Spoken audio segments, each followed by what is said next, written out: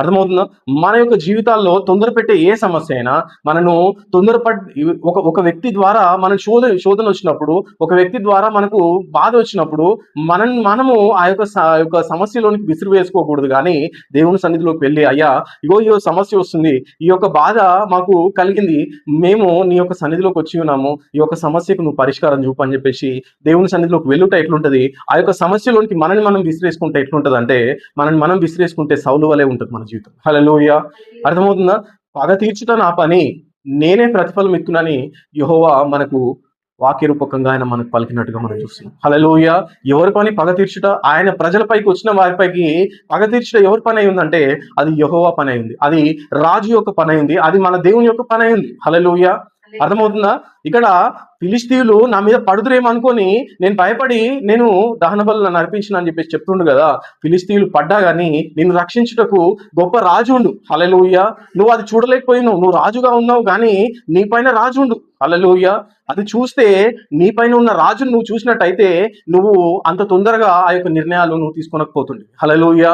మనము ఫిలిష్తీయుల పైకి ఆ యొక్క సౌలు ఉన్నప్పుడే ఆ యొక్క గొలియాతు ఆ యొక్క సామ్రాజ్యం అంతా కూడా వారి పైకి వచ్చినప్పుడు ఆ యొక్క గొలియాతు యొక్క హైట్ చూసి సౌలు అతని పైకి వెళ్ళలేకపోయింది. కానీ గొలియాతు కన్నా గొప్ప దేవుణ్ణి దావీదు చూసి ఆ యొక్క గొలియాతు పైకి పొట్టివాడైన దావీదు వెళ్ళినట్టుగా మనం చూస్తున్నాం. హల్లెలూయా. ఆ యొక్క ఆత్మ నేత్రాలు మనకు ఉండాలి. హల్లెలూయా. మన యొక్క సమస్య ఎంత గొప్పదైనప్పటికీ, మన యొక్క బాధ ఎంత గొప్పదైనప్పటికీ, మన చుట్టూ ఉన్న పరిస్థితులు ఎంత భయంకరంగా ఉన్నప్పటికీ మనం చూడవలసింది ఏంటంటే వాటన్నిటికన్నా గొప్ప దేవుణ్ణి మనం కలిగి ఉన్నాము.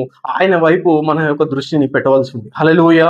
మనం ఏం చేయాలంటే దేవుని సన్నిధిలోకి వెళ్ళి, అయ్యో ఇగో ఈ ఇరుగు పొరుగు వారు నన్ను బాధ పెడుతున్నారు నాయన, నా యొక్క బంధువులే నన్ను బాధ పెడుతున్నారు నాయన, నా చుట్టూ ఉన్న పరిస్థితులు అన్ని కూడా నన్ను గందరగోళానికి గురి చేస్తున్నాయి ప్రభువా, నేను ఇంకెక్కడ చెప్పుకుంటాను నాయన, నా మాట వినేవారు లేరు, నా గోడు వినేవారు లేరు, నా బాధ వ్యక్తపరిస్తే అర్థం చేసుకునే వాళ్ళు లేరు, నేను ఎక్కడ చెప్పుకోవాలి కానీ ప్రభువా అని చెప్పేసి నువ్వు ఎక్కడ చెప్పుకోగలుగుతావు? నీ తండ్రికి చెప్పుకోగలుగుతావు, నిన్ను సృష్టించిన సృష్టికర్తకు చెప్పుకోగలుగుతావు, నిన్ను కాపాడుతున్నా నిన్ను పోషిస్తున్నా ఆ యొక్క పోషకునికి నువ్వు చెప్పుకోగలుగుతావు. ఇంకా ఎవరికి కూడా నీ యొక్క సమస్యను అర్థం చేసుకునే, ఆ యొక్క సమస్యను ఓదార్చే, ఆ యొక్క సమస్యను తీర్చే శక్తి, ఆ యొక్క ప్రేమ ఎవరికి కూడా లేదు. హల్లెలూయా.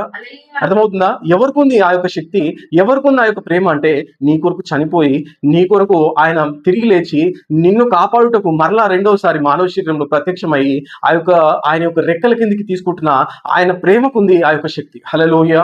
అర్థమవుతుందా? నువ్వు వెళ్ళవలసింది ఎక్కడికంటే ఆయన యొక్క సన్నిధిలోకి వెళ్ళి, ప్రభువా నన్ను కాపాడు నాయన, నన్ను ఈ యొక్క పరిస్థితులన్నిటిలో నుండి నీ యొక్క సన్నిధిలోనికి నన్ను తీసుకొని, ఆ యొక్క మాటలు నాకు వినపడకుండా నా చెవులు మూయి, ఆ యొక్క పరిస్థితులు నాకు కనపడకుండా నా